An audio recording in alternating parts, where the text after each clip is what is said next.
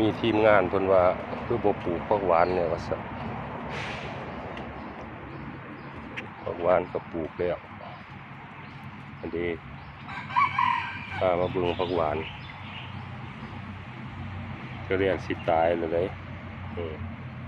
นี่แตกยอดใหม่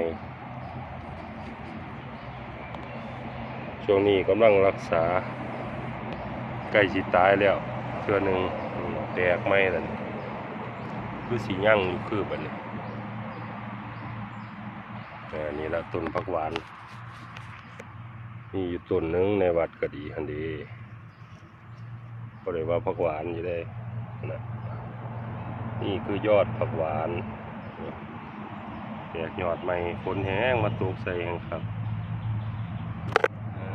คอยปลูกคอยเบิ่งคอยแย่งไปนี่แหละยังก็ดี